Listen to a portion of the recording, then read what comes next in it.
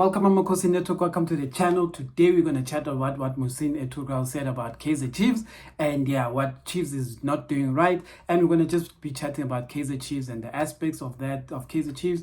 Please like, comment, and subscribe and join the channel.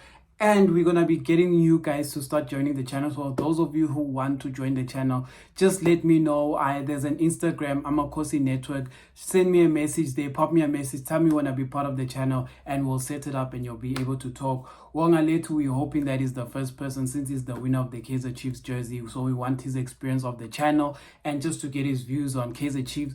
And it's a debate-like thing. So I will challenge you on different views. I will challenge you on different things. So let's make it exciting. But let's get into it. Muhsin Ertugral, I have the article here, basically said, now get this, this is an important thing. The biggest problem is that greatest enemy of yourself is always the illusion of knowledge. So if you think you know it, that's the illusion, that's the enemy for you. Meaning that you can't go around thinking you know when you don't know, when you don't have the expertise to know. You can't, basically what Kaizer Jr. is doing right now, he walked into OR Tambo. He got into a lift, surf, aeroplane, and then he said, let me fly this plane. Now, this plane is about to crash. He's expecting people to bail him. Anyway, so he continued and said, so in the end, if you don't know, today's football is changing every day. I went myself to Turkey national team. It was for me to adjust. So I think Sundowns, they are running away in SA football and internationally as well. Behind the scenes for me, they are very influential people. I can't not mention Mr. Fleming Berg. Behind the scenes, he's already looking. Sporting directors are not ones grinding results. That's the technical part. But sporting directors are people behind the scenes grinding results for the next 10 years. So you need to have that. I don't think that's what's being done by Kaizer Jr. It says all behind the scenes, people who are in business, but you really need to have the expertise to handle the grind on results. That's not happening at Chiefs. In a nutshell, he's basically saying Kaizer Jr. is not qualified to be a sporting director at Kaizer Chiefs. He's not good enough, he doesn't have the experience, and he's not making the right decisions. And the proof is in the pudding. Hiring Zwane without backup assistants, hiring Muzi, who's not a good fitness coach, and we can see that by Kigen Dole, Nkosi Ngoba, and now Castillo also starting to look heavy. Hiring Nolefinseki, now Kevin Johnson, who is not even meant to be a coach, he's meant to be in development. These are all the things Kaizer Jr. has done right. But because he does one or two things, but because he's done one or two things right, he sometimes gets away with criticism. For example, he bought the Duprees, the Mtetwas, he brought in the Mats and stuff like that, even though I still believe Matt was not a good signing. For me, I like what Matt has to do, but I don't think he was going to bring the stability and creativity we needed in the middle. So that is one thing I have to say there, but still he's a good player, so he can still be used. But Matt is the kind of player you would rather have on the bench than in the starting lineup. But anyway, that is what's happening. And Kaizer Jr., this is the problem with Kaizer Chiefs, the biggest problem. Why Chiefs has a 10-year drought. If you guys want to know why the Chiefs have a 10-year drought, let me explain it to you. Kaizer Sr. left the football 100% to his kids. His kids don't know how to run. And when I say his kids, I mean Bobby and Kaizer. Jessica is another story. Jessica is exceptional. Jessica does her job better than many CEOs, and like Mark Zuckerberg, who is a billionaire, can learn so much from Jessica. That's all I'm saying. But in the 10-year drought, there's been Kaizer Jr. and Bobby. And because they've been in that position, they have done so many things that have torn down the club.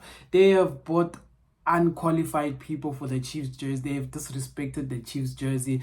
They have done so many things that are wrong. And it's unfortunate that when we address things like this, Kaizer will go and block you on Twitter, and Kaizer Chiefs won't want to work with us. When we express these things, we don't say they shouldn't be at Chiefs. We just don't think they are qualified for those positions.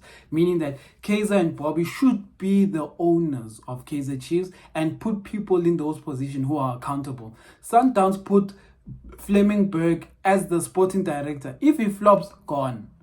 They'll put Rulani and all these people. If they're bad, gone. Example, Zwane did not do great as a coach. He did badly, etc. If you do badly, what has happened to the people who have done badly? Middendorp gone, Stuart Baxter gone, Kevin Hunt gone, Molefe Ntseke gone, etc. etc. They all left. Where's Zwane? Still in Chiefs. Because why? They are protecting him. And that's what happens in Chiefs. Too many people are protected in Chiefs and they are not held accountable for the things that they do wrong. And because that accountability does not exist at Kaizer Chiefs, it means that things can just go haywire. Like, people can be doing nonsense in their positions, but they'll still be fine and kept in those positions just because there's a loyalty there. And yeah, that is the biggest problem. And Muhsin is addressing that problem, that you need to have qualified people who will be able to identify the philosophy of the team, what the team needs, etc. Example, Muzi is not doing a great job, but they're allowing him to run out his contract. They left Simone, I think, by Connolly or something like that, who was the fitness coach of Highlands Park and then Amasandawana Ladies, and now is in North Africa. They could have brought that lady. That lady is very good. That lady made Peter Shalulile who he is now. First thing, I'm not a coach, but I'm telling you, that is a perfect fitness coach. Next person, assistant coach. The assistant coach needs to bring a knowledge and insight that the head coach does not have, which is why Ramovic and them all run with the team. Rulani has his team, everyone has his team. Zwane brought Dylan Shepherd. Both of them don't have experience in coaching. They don't have the expertise, and they were expected that they want to run. Then Molefe Ntseke, who doesn't have expertise as well, was expected to have Zwane and Shepherd, who don't have expertise, to run them. And now Kevin Johnson is there. He has Shepherd. Do you understand that Chiefs keeps making the same problems? You can't do that. And I know, because money is involved, you don't want to keep buying this coach and then having to release and pay out. I mean, they wanted to release Compella sooner, but he had a big paycheck. It was difficult, so they tried to get his contract to run. All those things are factors. So what I'm trying to say is this: Chiefs was meant to, now when Kevin Johnson is there, bring Dan Malisela and say, Dan, can you just give us till the end of the season and just partner up with Kevin Johnson and let's see what can happen. Sharp, maybe that could have worked. If that doesn't work, go and get Pitso. Pay the money, get Pitso. From now till the end of the season, it was meant to be Pitso's pre-season. It was meant to be Pitso's pre-season. But he's not here. And whichever coach is going to come and expect to have a preseason of 4 weeks to rectify all of Chiefs' nonsense in 4 weeks, it won't happen. Which means that we won't be able to fix our problems in 4 weeks. Because preseason is often 4 weeks, then MTN 8 starts. When MTN 8 starts, that's the first cup. 4 games, you win the title. That's the easiest one to get. But if you don't do things right, this is what happens, and you end up being wrong. So, I am just a Kaizer Chiefs fan. I am not an expert in this field, etc. I have just used my knowledge of watching what has worked for Kaizer Chiefs. What has worked for Kaizer Chiefs is having replacements. For example, let me tell you what replacements are. Brian Baloyi, Rowan Fernandez, Itumeleng Nkuna. Replacements. That's what the replacements. Having the Ningo Mashes, having the Yeyes, having the Katsandes. Even though people didn't like Katsande, he was an enforcer. Having the Shoes Musheus, and then coming in with players like Aboskarongo Bese, etc. David Matebula also had a good stint, even though he was more a sub player. Those kind of things. Having strikers like Abombe Suma. Yes, during the Ertugral era with Abo Ajemang and stuff, it didn't really work. Nabo Joe, whatever his name is, didn't work, but then we found Knowledge Musona. Good things. That's what it means to find a replacement.